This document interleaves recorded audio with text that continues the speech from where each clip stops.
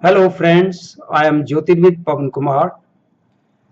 In this video, I would like to draw your attention to a very important point regarding our scriptures. Particularly here I am talking about a very sacred scripture of India, Bhagavad Gita. Bhagavad Gita is not only for Hindus, it is for all human beings. It is giving guidance. But the important point is, like many other scriptures, Bhagavad Gita is also in the coded form. So the literal meaning is different than the spiritual meaning. Dhritarashtra, the blind king of Kauravas, is in fact our blind mind. Mind is blind. So Bhagavan Krishna, Lord Krishna, is giving a very important message through this legend of Mahabharata. Like Draupadi married to 5 Pandavas. Well, how come a Hindu woman having 5 husbands? So the first time I came to know about this, I heard about it, I couldn't digest how it can be possible. So it is in the coded form. I came to know about the esoteric meaning only through the interpretation of Bhagavad Gita by the great Paramahansa Yogananda ji. Paramahansa Yogananda ji of Yogda Satsang Society. He was a self-realized saint, so he could decode Srimad Bhagavad Gita and gave the esoteric meaning. Dhritarashtra, the blind king, is in fact human mind which is blind. Mind can be master, mind can be slave. If it is slave, you can become a superhuman. But if it is your master, then you will behave as Kauravas. Now, I am surprised that many people, many so-called learned people, they are giving wrong interpretations. And they are spreading fear of death, fear of after death. I've heard so many people, learned people saying that there is a hell, and after death, if one has done any sins while living on this earth, done anything wrong, then the person is taken there, the entity is taken there in the hell and giving tortures, punishment. That is all untruth. There is no even an iota of truth in that. People who are self-realized, who could go beyond the barrier of death and come back through meditation, through trance, they tell us. And there are so many incidents you can read in books. Near-death experiences, so many people have. There are books written with accounts of people who were declared dead while on some operation table, or they were seriously ill and doctor declared the person is dead, but in fact the person came back, revived after a certain time, and they tell the wonderful experience they had on the other side of life. So there is no hell. Hell is only upon this earth, nowhere else. Okay? If you are moving on the right path of righteousness, then there is no hell, not even here, not after death. Now I was surprised. I was reading Bhagavad Gita, and in the 10th chapter of Bhagavad Gita, And there is a verse, Shaloka, number 29.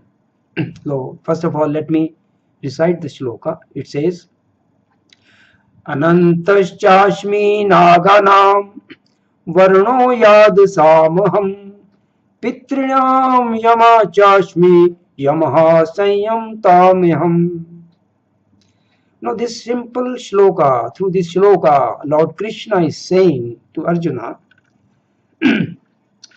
of the many hooded nagas, serpents, I am Ananta. And among the aquatics, I am the demigod Varuna. Of departed ancestors, I am Aryama. And among the dispensers of law, I am Yama, the lord of death. Straightforward meaning. But many people have colored with their own interpretation. Now, like this, in this Bhagavad Gita, I wouldn't name it, otherwise many people will be after me. So, because this interpretation, this Bhagavad Gita is by a very renowned person. Now, in the purport, the person says, there are many living entities who give punishment to the miscreants, and among them Yama is the chief. That is wrong. Yama is not there to give you punishment.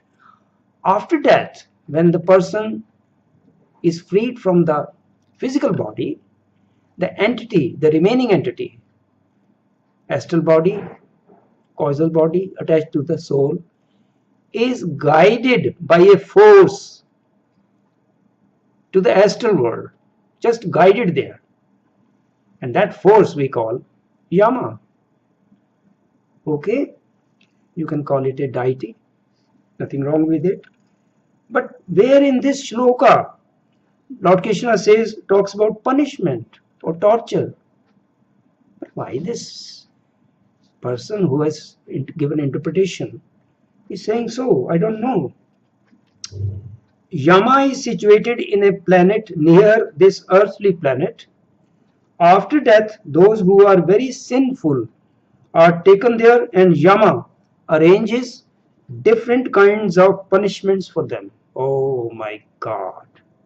I wonder why these people are spreading rumors, spreading hatred, spreading wrong meaning, fear of death.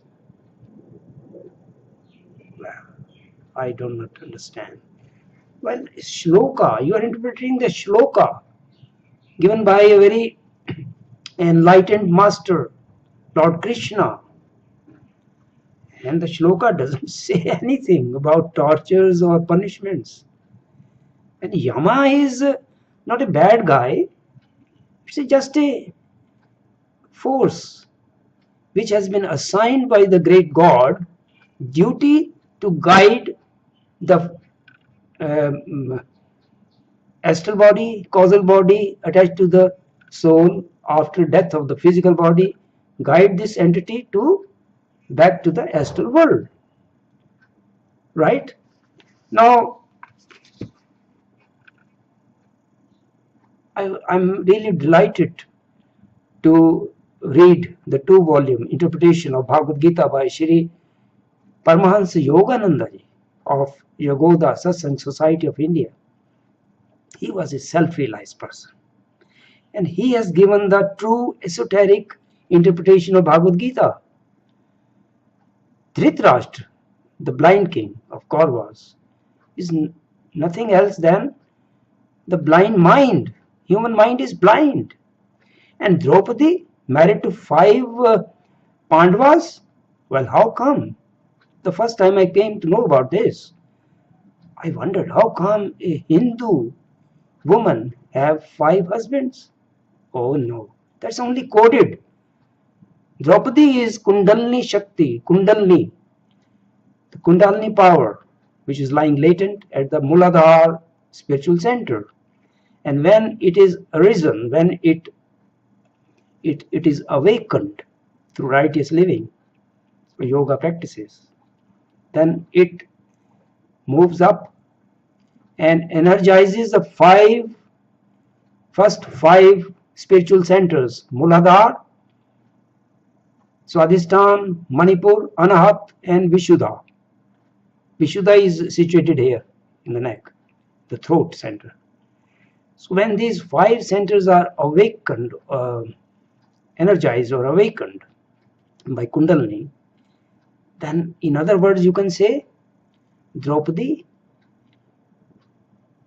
is married to these 5 Pandavas, 5 centers of consciousness, which are also 5 elements. Lord Krishna, standing in a pose called Tribhanga Murari, that indicates the 3 knots, granthis, which are situated in these 5 centers.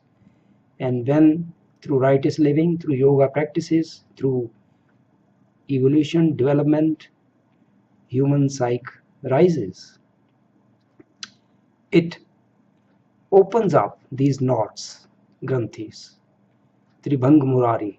So these knots are opened and then one gets enlightenment. So this Paramahansa Yogananda ji has given the right, he has decoded Bhagavad Gita in the right sense and is giving the interpretation, the true interpretation, what Lord Krishna wanted to give. But these so many other people, they are so-called learned people, but they are giving wrong interpretations. They are making people afraid of death, punishments after death. There is no hell after death. Hell is only upon this earth, created by wrongdoings only. Now, this Paramahansa Yogananda ji says, Yama, the god of death, is represented as a deity who leads the astrally embodied souls of men after death into one of the darker or brighter regions of the astral world according to each individual's karmic merit.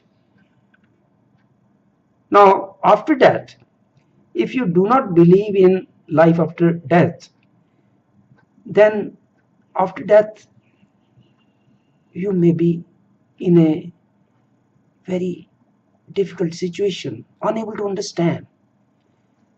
The person will feel, oh, I'm dead, but I'm still alive. I'm not dead. So what is it? Because since that person didn't believe in life after death, so he remains in a darker, lower astral plane. That is not hell. That is only because of the ignorance of that person. And soon after that person realizes his or her mistake, then calls for help, and then the guides come and they take the person to brighter astral regions as per the karmic account of that person. If that person has done bad things in life, tortured others, murdered others, deceived other people, then may not be able to go to the brighter astral planes at once. Only after that person realizes his mistakes and realizes and asks for help from the guides in the on the astral plane, then that person is taken to the brighter astral regions. But there is no hell. Nobody is going to give you punishments. Okay? You may have to come back on this earth to have bad karma worked out in your life, in your future lives, but there is no hell after death. So I hope you understand and you like this video. Thank you for watching. Thank you very much.